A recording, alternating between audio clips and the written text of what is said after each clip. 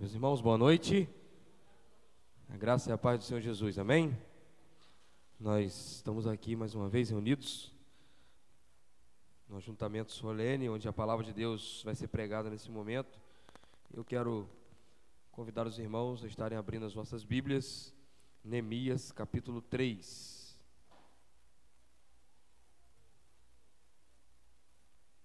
Neemias capítulo 3.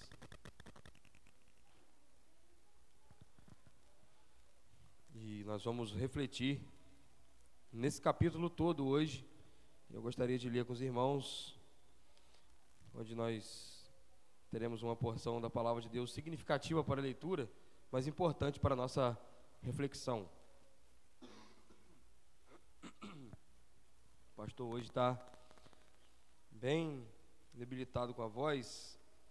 Já tive 2 momentos falando, mas ainda na graça de Deus vamos conseguir mais uma vez. Neemias, capítulo 3, se você achou, se coloque de pé para a leitura da palavra de Deus.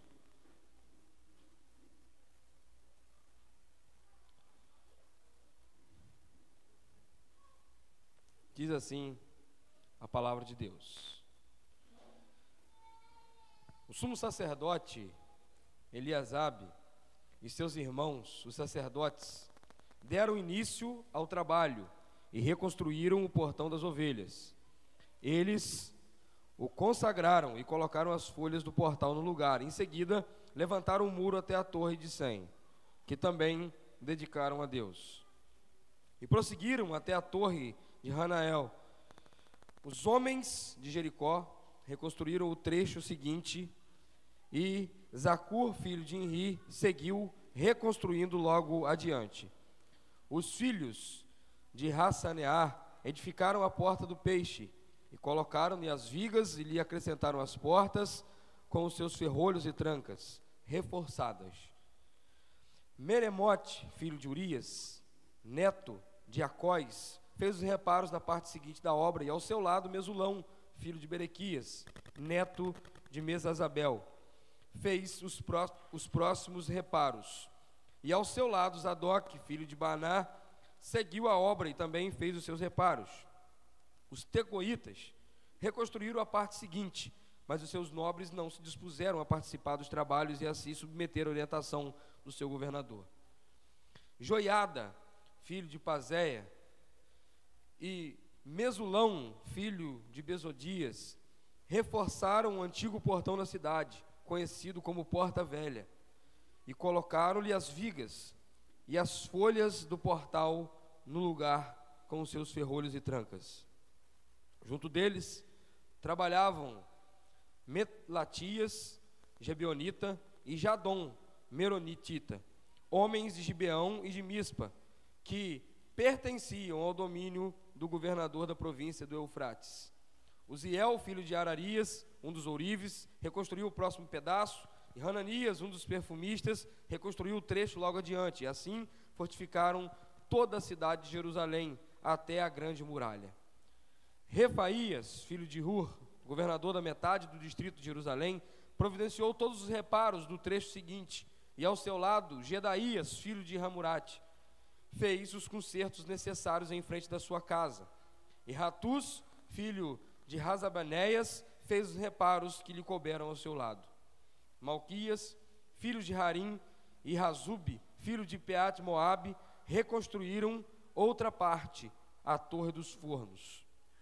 Salum, filho de Haloés, governador da outra metade do distrito de Jerusalém, providenciou o conserto do trecho seguinte com a cooperação de suas filhas. Hanum e os moradores de Zanoa repararam o portão do vale. Estes a reconstruíram e colocaram as vigas e puseram as folhas do portal no seu lugar, com os seus ferrolhos e trancas. Também edificaram 450 metros de muro até o portão do lixo. E o portão do lixo foi consertado por Malquias, filho de Racabe, governador do distrito de Berraquerem, e ele o reconstruiu e assentou os portais, os ferrolhos, as trancas reforçadas, e tudo no lugar. A porta da fonte foi consertada por Salum, filho de Colrosé, governador do distrito de Mispa. Ele providenciou os reparos do muro, do tanque de Selá. isso é, Siloé, junto ao jardim do rei, até os degraus que descem da cidade de Davi. Depois dele, Neemias, filho de Razabuque, governador da metade do distrito de Bet-Zur, providenciou todos os concertos até em frente ao sepulcro de Davi e até o açude artificial, a casa dos valentes, residência dos soldados.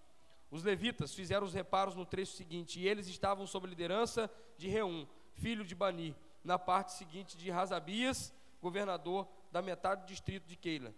Fez todos os concertos necessários em seu distrito. No trecho que vem em seguida, a reconstrução ficou a cargo dos seus compatriotas e sob a supervisão de Bavaí, filho de Hanaded, governador de outra metade do distrito de Keila. Ao seu lado, Ézer, filho de Jesuá, governador de Mispa, realizou os concertos desde a frente para a subida da sua casa e da casa das armas, até a esquina do muro. Em seguida, Baruque, filho de Zabal, reparou com grande empenho outro trecho da obra, desde a esquina do muro até a entrada da casa do sumo sacerdote Eliasabe. Depois dele, fez os concertos Meremote, filho de Urias, neto de Racóis, e reparou outro trecho desde a entrada da casa de Eliasabe até o fim dela. As demais reconstruções foram realizadas pelos sacerdotes das redondezas. Depois, Benjamim e Hazazube fizeram os concertos em frente da sua casa, e ao lado deles, Azarias, filho de Maacéias, filho de Ananias, providenciou a restauração ao lado da sua casa.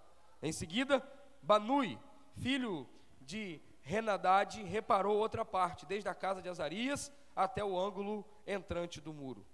E Pelau, filho de Uzaí, trabalhou em frente dessa esquina do muro da torre que sai do palácio superior perto do pátio da guarda. Junto a ele, Pedaías, filho de Parós. E os servos do templo que habitavam na colina de Ofel fizeram os concertos necessários até em frente da porta das águas, na direção do leste da torre, que ali se destacava. Os tecoitas reconstruíram outro trecho, desde a grande torre que sobressai até as muralhas de Ofel.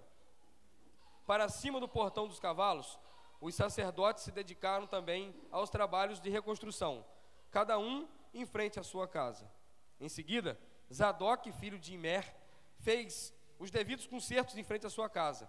Semaías, filho de Secanias, guarda da porta oriental, fez a restauração do trecho seguinte.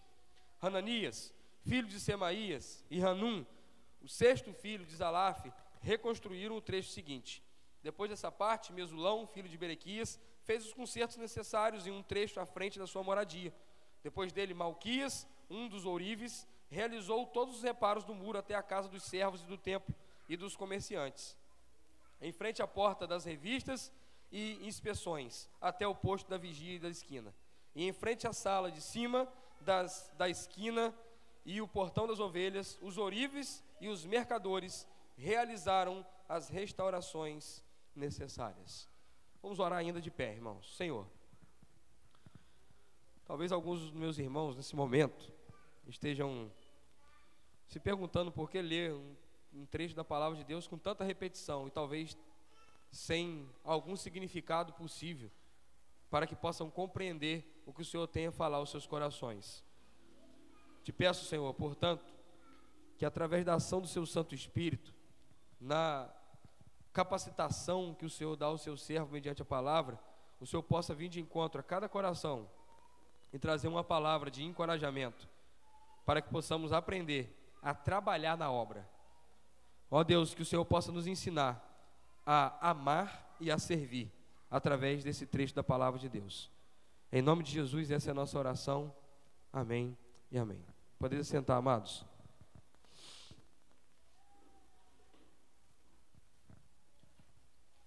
Além de ter nome suficiente para você colocar nos seus filhos, esse texto tem muitas orientações para a nossa vida, irmãos. Carlos Júnior não sabia, né? Quais os nomes, aqui ele pode escolher. Tem nome à vontade. E nós temos uma informação aqui, que um deles, né, inclusive tinha 6 filhos. Isso já é uma indicação importante também para a sua vida.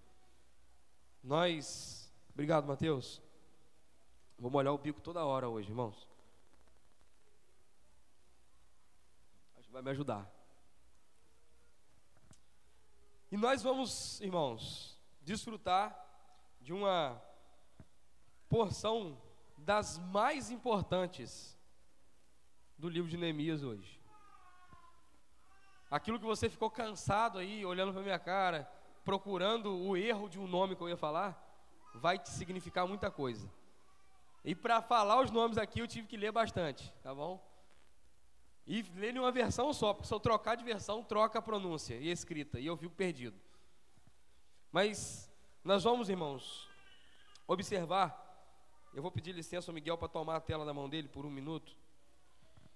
Que nós temos aqui uma grande obra que vai ser colocada, descrita nesse capítulo para ser construída. Eu quero mostrar para os irmãos aqui uma pena. Uma pena, a configuração está pequena, mas eu acho que dá para... Não, está virado, tá pequeno, eu virei. Não adianta, é por causa do tamanho da imagem. Aí, ó. Aí está a muralha de Jerusalém. Aí está as torres que eu li, aí estão as portas que eu falei. Você pode dizer, pastor, o que eu estou vendo aí é um prédio. O que eu estou enxergando aí é um prédio. As crianças receberam hoje uma folhinha para pintar. Não sei se todas as crianças receberam, não? Ah, não tem lápis, né? Então vai ficar para a próxima mensagem que eu vou continuar falando da reconstrução. Vamos providenciar, né? Vou pedir às irmãs da igreja para providenciar bastante lápis. Porque eu quero que a mensagem seja lúdica e aplicada. Tá ali, a Diana está na mão dela, né? Está na mão dela, já mostrou para mim ali entre as gretas do banco. Meu lápis está aqui, né?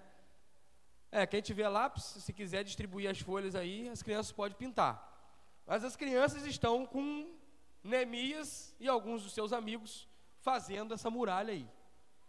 Olha o tamanho, irmãos. Eu vou mostrar outra imagem para os irmãos. Aí é uma imagem mais recente, já tem bandeira, já tem o Estado de Israel formado, né? Mas o que nós temos aqui é exatamente a estrutura das muralhas de Jerusalém que estão de frente do trabalho que eles vão trabalhar aqui agora. Elas estavam assim, né? Elas estavam assim.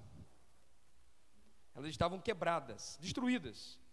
Você pode observar que não tem a folha da porta. O que é a folha da porta que o texto está falando, irmãos? São as duas bandas da porta, né? É uma porta de duas bandas e a folha da porta são as duas partes dessa porta. Não tem. Aí tem uma passagem sem porta, bastante tijolo quebrado, faltando aí uma parte, né? E o que nós temos de perímetro é isso aqui. Nós vamos ter aí os nomes das portas, os nomes das torres. As principais torres estão aí para a gente. E o texto vai nos falar essas 10 portas. Porta das ovelhas, porta do peixe, porta velha, porta do vale, porta do monturo, porta da fonte, porta das águas, porta dos cavalos, porta oriental e porta da guarda. E ainda tem mais duas portas que vão aparecer no capítulo 4, que nós vamos observar. E o que nós estamos vendo aqui, irmãos, não é uma obra simples, não é uma obra comum. E às vezes você pode olhar e falar, fazer um muro, como os muros que a gente conhece hoje na nossa engenharia civil, em construção civil. Feito tijolo dobrado, tijolo em pé, de tijolo 30 por 30, ou 30 por 15, ou 30 por 30, né? Tijolo grande, tijolo de cimento, mas não é isso que a gente tem aqui, irmãos. Os tijolos não eram o que a gente conhece, as alturas e as larguras não é a que a gente conhece também. E eu quero que os irmãos entendam que Neemias está para fazer uma obra, e a obra é essa obra aqui, irmãos. Deixa eu virar aqui para os irmãos me acompanharem.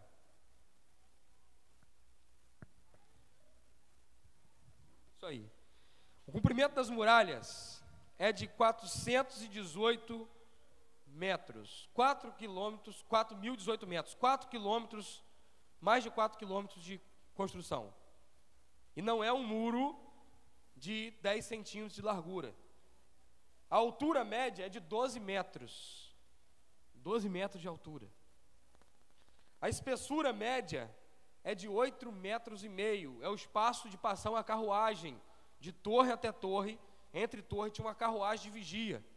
E essa carruagem circulava ali em cima. Então era 8,5 metros. As muralhas contêm 34 torres de vigia e 12 portas de entrada, específicas para cada uma situação de entrada. Negociantes, inspeção, as portas onde os juízes se assentavam para julgar, as portas das águas, e onde nós vamos observar que tinha um propósito para cada uma daquelas portas ali.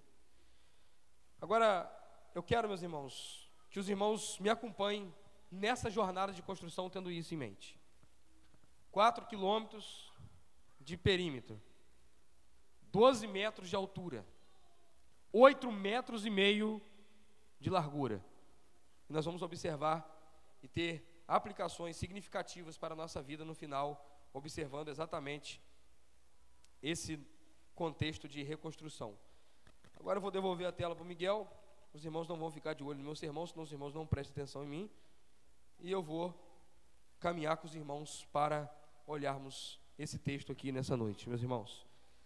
Uma grande obra que exige um grande trabalho, grande empenho, grande envolvimento, grande dedicação. Neemias, no capítulo 2, com seu entusiasmo e convicção, firmeza daquilo que Deus tinha chamado ele para fazer, ele mobilizou o povo. Ele conseguiu mobilizar o povo de Israel. Quando Neemias faz uma inspeção, reúne o povo e fala: olha, Deus me trouxe até aqui, Deus abriu portas, Deus me deu orientação, e nós vamos reconstruir as muralhas, vamos reconstruir Jerusalém.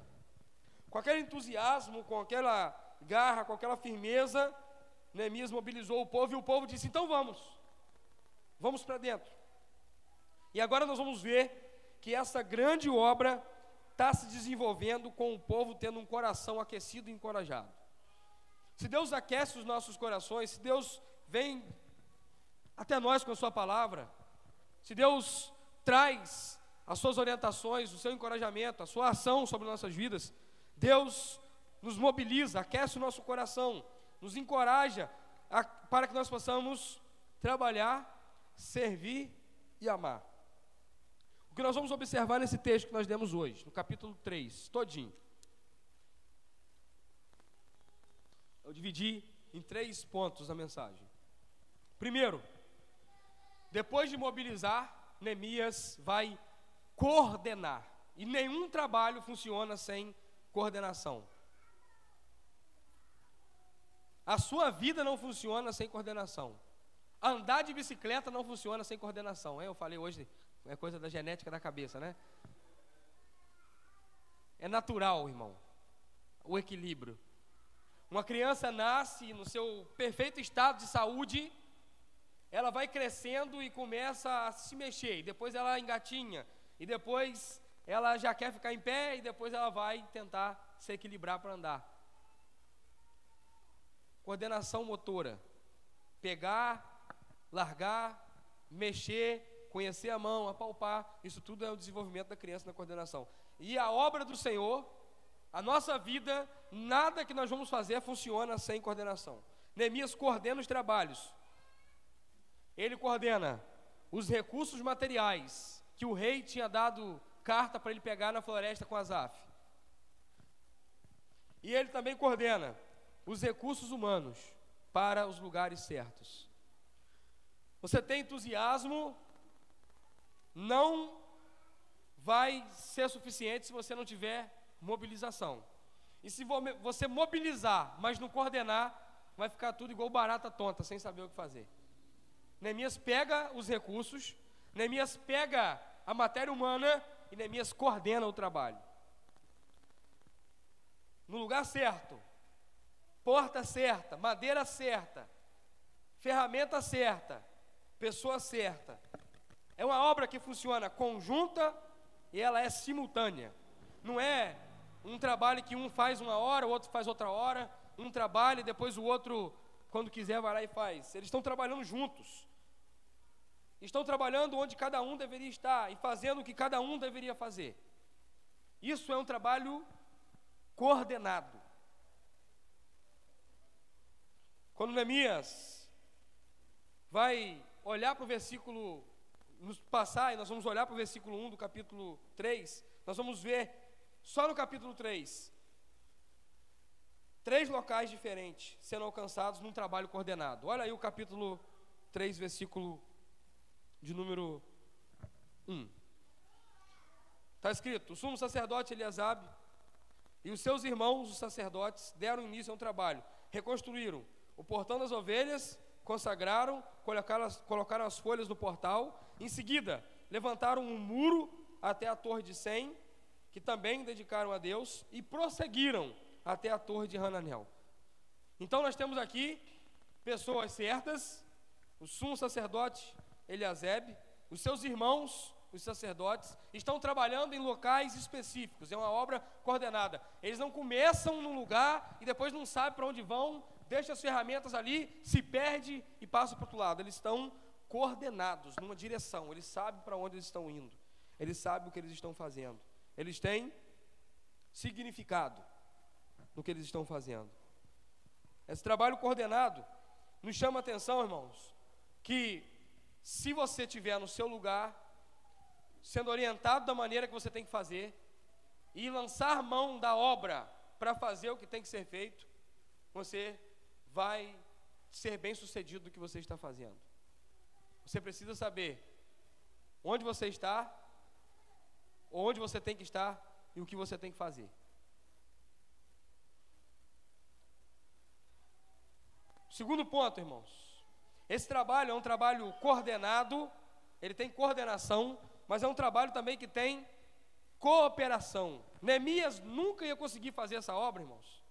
Mais de 4 quilômetros, 12 metros de altura, 8,5 metros de largura, sozinho. Ou contratando um grupo pequeno para fazer ela do início ao fim. Sabe por quê? Se ele começasse fazendo num ponto, com um grupo, e fosse construindo aos poucos, quando ele chegasse no final, aquilo que ele tinha feito lá no início já estava derrubado pelos seus inimigos. Nós já vimos no capítulo 2 que Sambalate, Tobias, eles são indicativos de que a obra encontrará desafios, inimigos que não estarão satisfeitos com a execução da obra. Eles vão atrapalhar. Eles vão impedir. Pelo menos tentar impedir. O propósito de Deus, através de Neemias, não era levantar um super-herói que pudesse fazer tudo sozinho.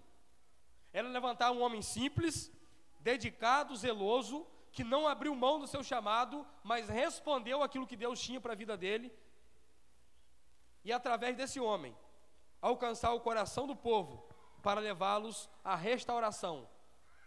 A começar pela restauração da unidade.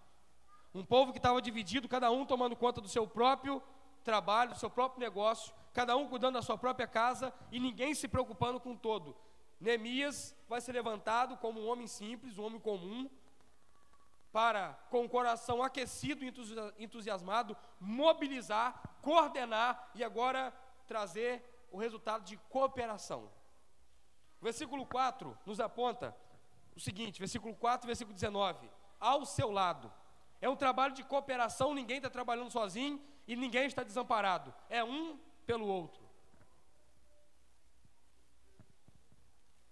Versículo 4, versículo 19 nos diz assim: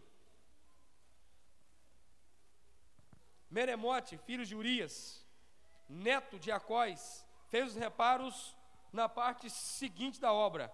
E ao seu lado, observe aqui agora, a cooperação ao seu lado, aparece aqui, e o versículo 19 também aparece o mesmo termo, irmãos. Diz assim: ao seu lado, Ézer, filho de Jesuá, governador de Mispa, realizou os concertos. Nós vamos observar também que aparece no versículo 7, junto dele, no versículo 16, 21, 23, 31, depois deles. Era uma obra de cooperação, irmãos. Ninguém estava isolado, sozinho, fazendo algo que não era possível ou fora do seu alcance.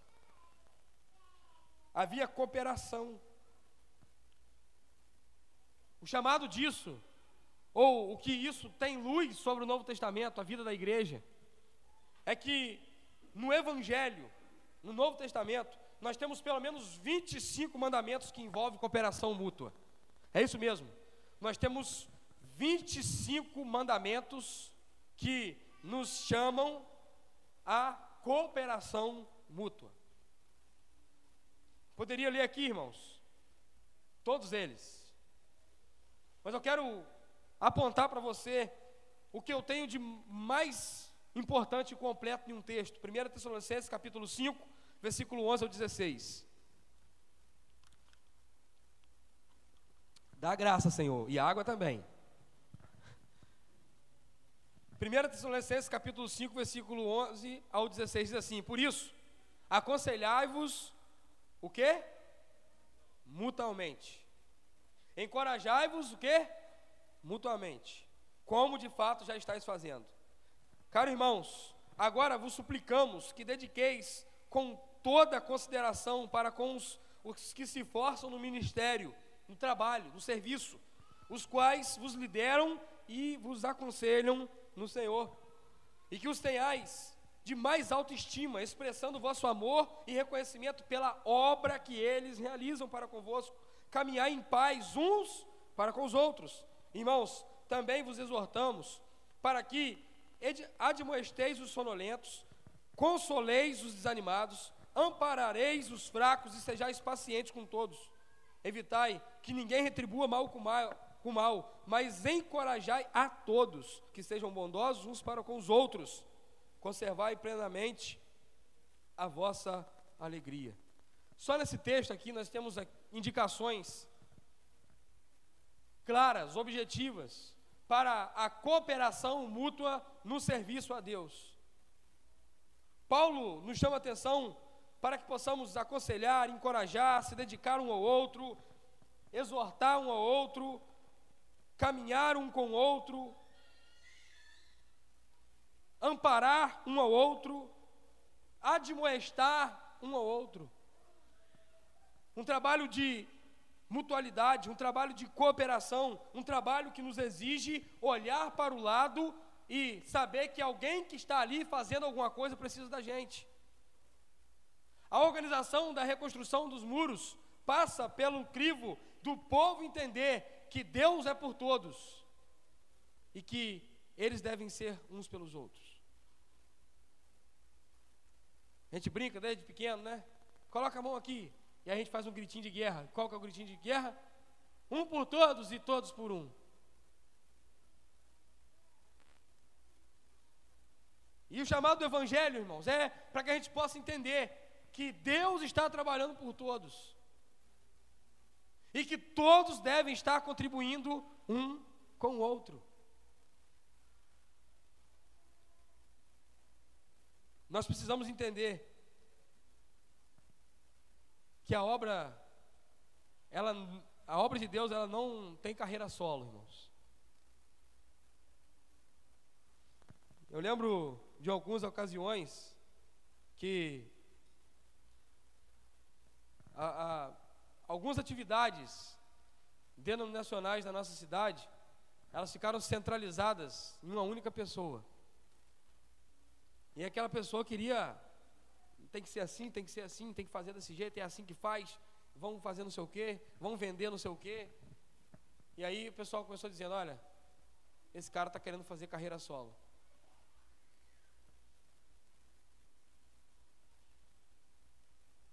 Está querendo um destaque que não precisa buscar. A igreja local, a comunidade que você está inserido, ela não existe para ninguém fazer carreira solo, ninguém aparecer, ninguém ser destacado. E, não, fulano de tal, olha, o pastor, nós vamos lançar o pastor vai deslanchar. Não tem isso, irmãos. Nós somos chamados a um trabalho coordenado e um trabalho de cooperação. Nós temos o nosso pastor por excelência, que nos dá os seus preciosos ensinos. Nós temos o evangelho que nos coordena. Nós temos a liderança que Deus nos dá. Nós temos o trabalho a fazer. E nós temos que entender que cada um é importante nesse trabalho. E ninguém deve ficar de fora no servir a Deus. E o terceiro ponto é esse, irmão: o envolvimento de todos. É maravilhoso ver nesse capítulo e aprender com o que eles estão fazendo, que ninguém ficou de fora, teve lugar para todo mundo. Todo mundo achou um tijolinho para colocar na muralha. Todo mundo achou algum lugar para trabalhar.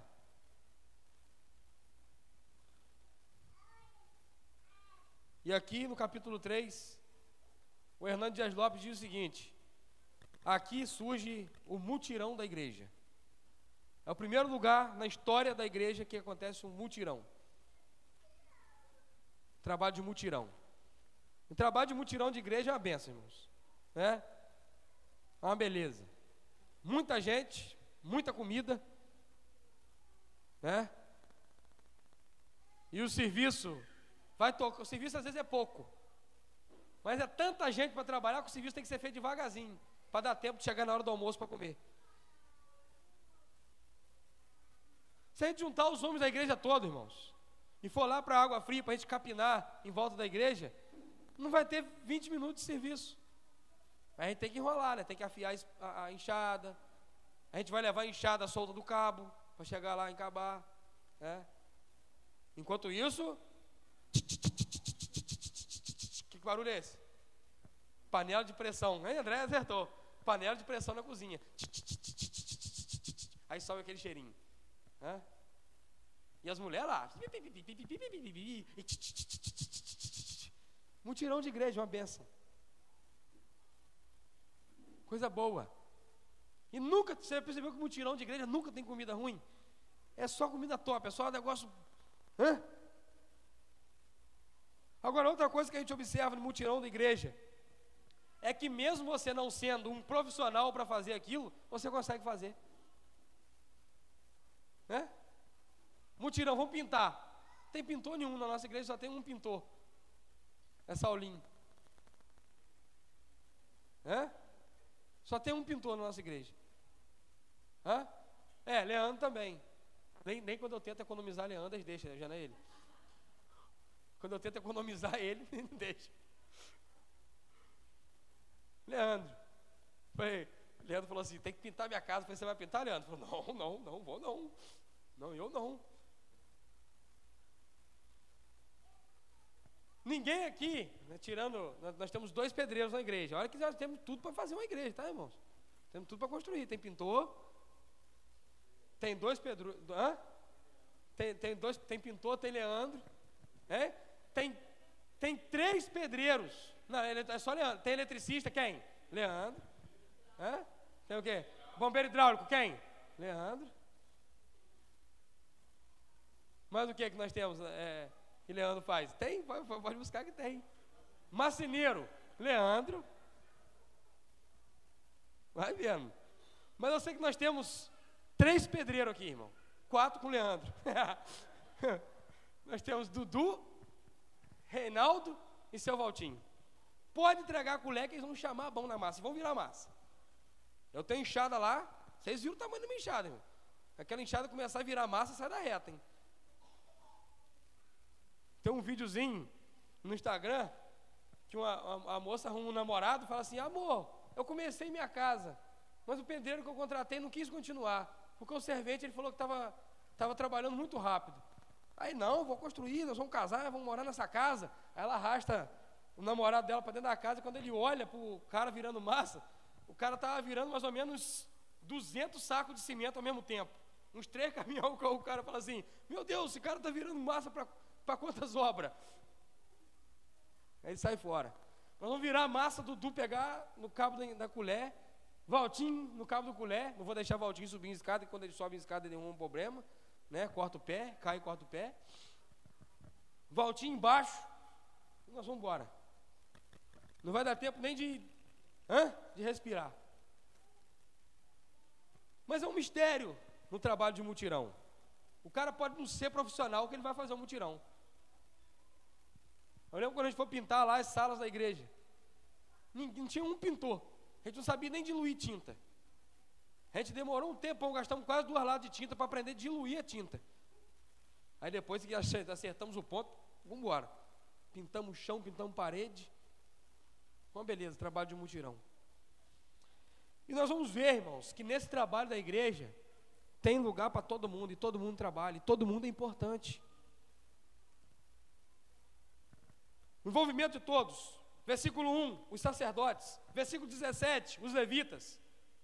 Versículo 9, 12, 15, 16, os governadores, ou os líderes de cada distrito. Versículo 29 e 30, os chefes de família. Versículo 12, quem? Bota na tela o versículo 12, vocês vão falar comigo aqui quem está trabalhando. Quem que está trabalhando aqui? Vai lendo.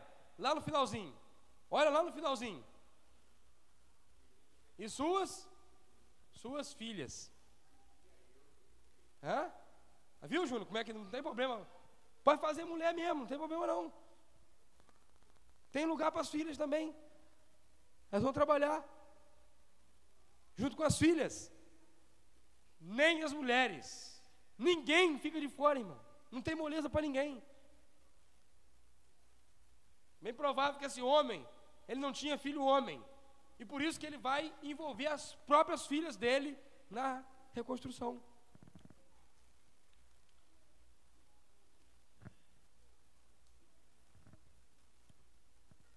Neemias sabia onde cada um devia estar. Ele organizou, ele envolveu, ele deu qualificação e responsabilidade para todos e encorajou para que todos pudessem se empenhar, serem zelosos e afinco no trabalho. Sacerdotes, levitas, governadores, chefes de família, mulheres, todos deveriam estar no lugar que lhe desse competência e fosse a zona de ação deles. Miguel na sua casa, André na sua casa, Jéssica na sua casa, São Vivaldi na sua casa, tem lugar para todo mundo.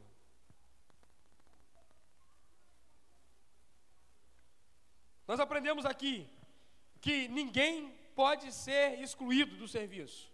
Ninguém deve ser deixado de fora. E todos devem assumir a responsabilidade dizendo: eu sou importante para fazer a obra que Deus me chamou para fazer.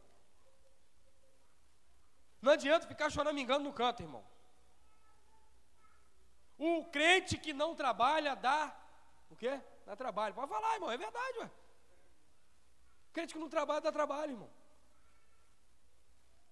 Não adianta ficar, mas me fiz na igreja, não tem nada para me fazer na igreja. Meu irmão, é só você olhar para frente que você vai ver alguma coisa para você fazer.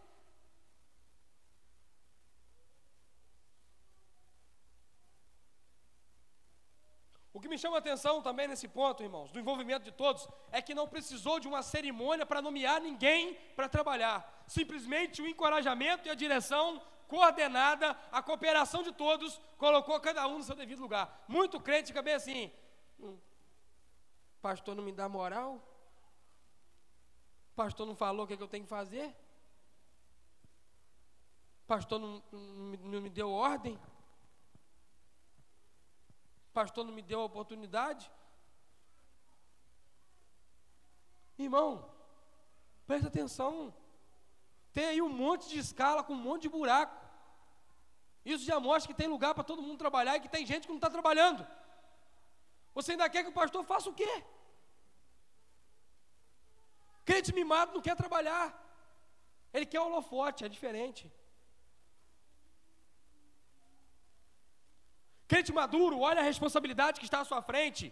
O que ele tem que fazer? Ele chama a manga da camisa para cima, ele pega na obra, ele vai para frente, ele faz o que tem que ser feito.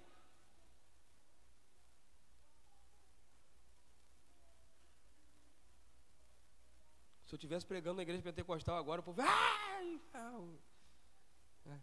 Irmão, você precisa entender que você é importante,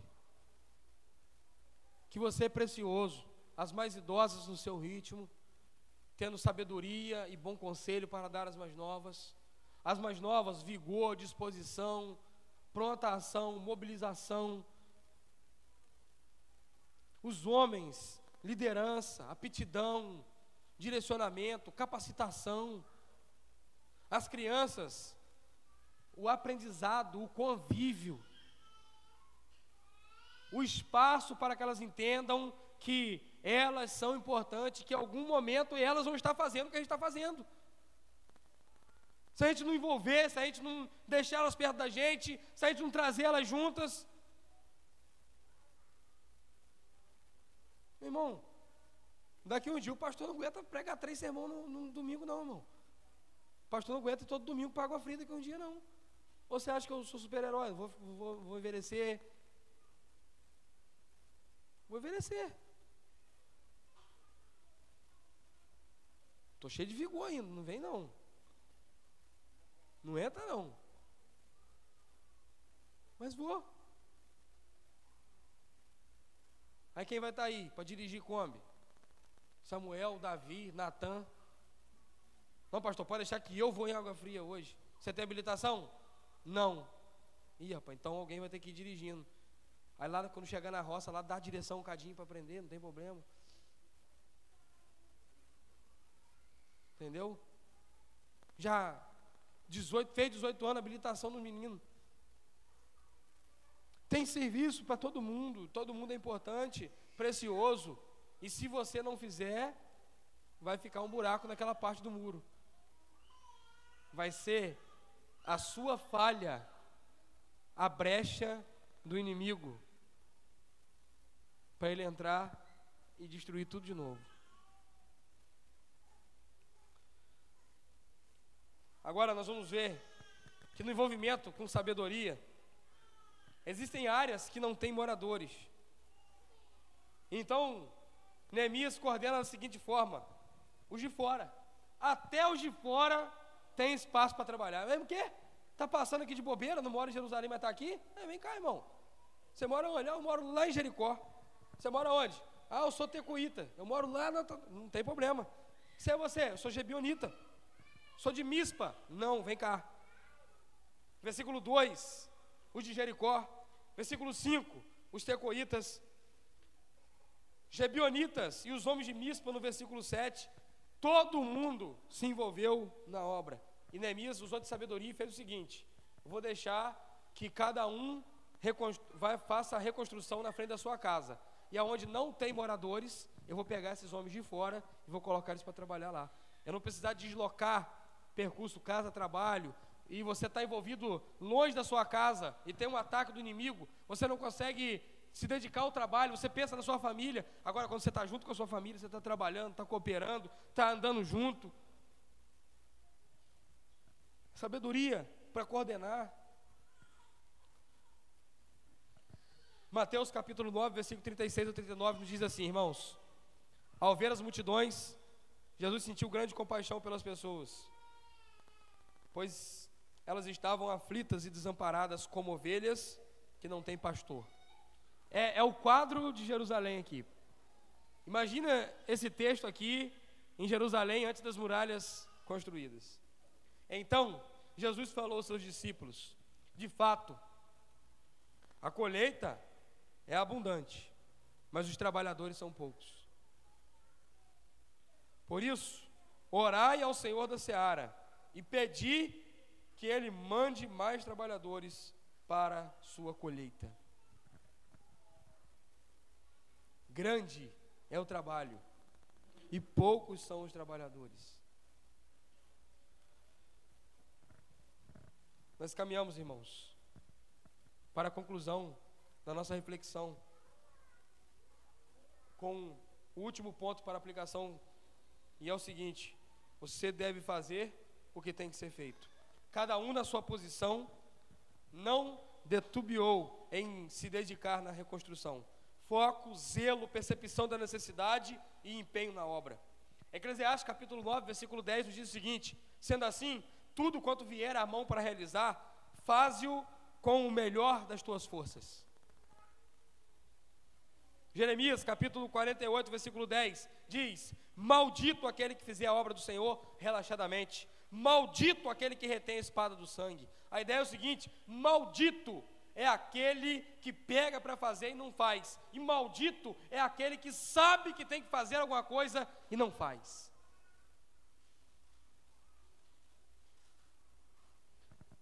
Três aplicações. Primeiro, você deve começar no seu coração. Lá no capítulo 1, Neemias falou: Senhor, eu faço confissão dos nossos pecados, eu e a casa do meu pai pecamos contra o Senhor. Neemias não começa do exterior, ele começa no interior, dizendo: Deus, trabalhe no meu coração, nos nossos corações, nos chame ao arrependimento, a uma vida para a sua glória, nos transforme, nos encoraje. Coração frio, com mão valente, vai gerar soberba, dizendo: eu fiz alguma coisa. Coração aquecido, com mão preparada, vai dizer: Deus seja glorificado, porque Ele operou através da minha vida. Glória ao Senhor da seara. Eu não sou ninguém. Olhe suas intenções, veja se você está fazendo a obra de Deus, e veja se você está fazendo a obra de Deus com a intenção certa. Qual é a finalidade? Qual é o propósito? Qual o significado? Qual é o sentido? Comece no seu coração. Segundo, olhe para a sua casa. Quando Neemias coloca cada um para reconstruir a sua casa, Neemias estava chamando os homens para saírem das suas fugas. E nós sabemos que os homens têm a fuga, irmãos. O homem tem muita fuga. Vou ter um pedacinho de terra, né? Cheio de responsabilidade em casa, o cara pega, parte, vai lá para não sei para onde, fica mexendo em terra. Fuga. Vou ter que fazer hora extra. Fuga. Responsabilidade em casa e o cara fugindo da responsabilidade de casa. Tem. Você pode perceber que tem. Tantas e tantas fugas para que nós negligenciemos a nossa casa, e algumas fugas boas. Neemias fala: vai para a sua casa e reconstrói o muro lá. Se você fizer lá, já está bom. Se cada homem se levantar com a responsabilidade de edificar a sua casa, ensinar o evangelho aos seus filhos, ser zeloso, aplicado, dedicado às suas esposas, aos seus filhos, nós vamos ter uma grande obra de reforma acontecendo na nossa cidade, irmão. Vai para casa fazer o seu serviço.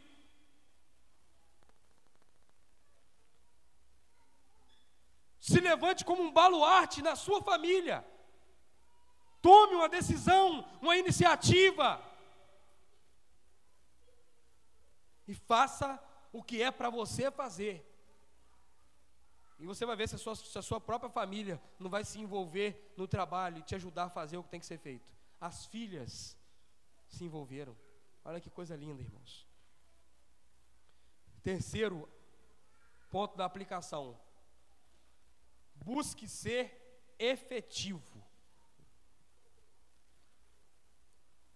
Existem muitos trabalhos, irmãos, que nós estamos buscando, que nós não conseguimos ser efetivos, e outros que não têm efetividade nenhuma.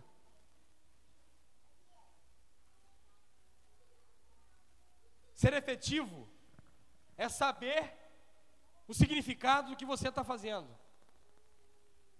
É aquilo que tem efeito real. Nós somos uma igreja, buscamos ser bíblicos, aplicados à palavra de Deus, orientação litúrgica, orientação teológica, orientação doutrinária pautada nas Escrituras. Qual é a efetividade disso no lugar onde você vive, onde você trabalha, na sua vizinhança? Qual é a efetividade da palavra de Deus onde você está inserido em São Fidélis, na nossa sociedade fidelense? Você tem que ser efetivo. Meu irmão, vou abrir igreja. Eu não me preocupo mais com esse assunto aqui.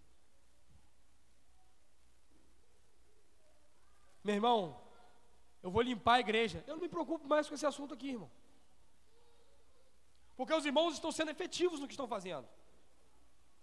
Não tem oscilação, não tem ponto falso, não tem ponto encalço. É certo de que vai ter a funcionalidade daquela operação. A conclusão está escrita na palavra de Deus.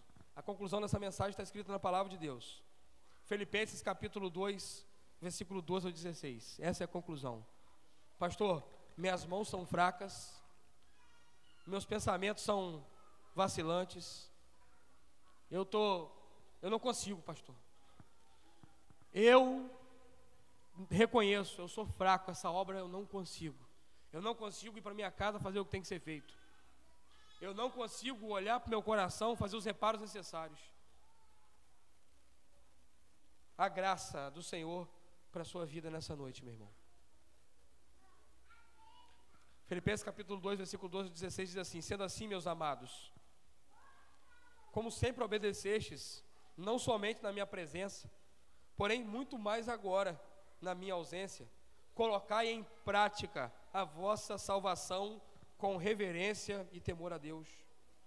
Pois é Deus quem produz em vós, escute bem, é Deus quem produz em vós, tanto o querer, como o realizar, de acordo com a sua vontade. Fazei tudo sem murmurações, sem contendas, para que vos torneis puros e irrepreensíveis, filhos de Deus, inculpáveis, vivendo em um mundo corrompido, perverso, no qual resplandeceis como grandes luzes no universo, retendo em vós a firme palavra da vida, para que no dia de Cristo eu tenha motivo de me gloriar no fato de que eu não fui inútil e que eu não corri e trabalhei em vão. Deus é que traz o querer e o realizar. Deus é que nos chama a trabalhar num mundo corrompido, perverso e mau. Deus é que nos sustenta, guiados por sua palavra, conduzidos pelo teu Espírito, no poder de Cristo Mestre, para que a gente consiga marchar avante, ser resolutos e fazer a obra como ela tem que ser feita, servindo e amando. Amém? Feche seus olhos. É por causa de Cristo que nós estamos aqui, ó Deus. É pela obra de reconciliação do Calvário que nós podemos olhar uns para os outros e dizer: nós vamos trabalhar um pelo outro para a glória de Deus. Deus, que nós possamos ser encorajados por sua palavra, a fim de que venhamos, ó Deus, desfrutar do fruto do trabalho, não para nossa glória, mas para a honra do teu nome, Senhor. Ó Deus, que o Senhor opere em nós, tanto querer como agir, e que o Senhor efetue a sua obra em nossas vidas, pela cruz, por Cristo, pela obra de redenção, que o Senhor possa, Deus, trabalhar para que nós venhamos, dia após dia, trabalhar para a sua glória. Que o sacrifício de Cristo não seja em vão, que o trabalho da igreja não seja em vão, e que tudo resulte em glorificar a Deus. Em nome de Jesus nós oramos, ó Pai. Amém e amém.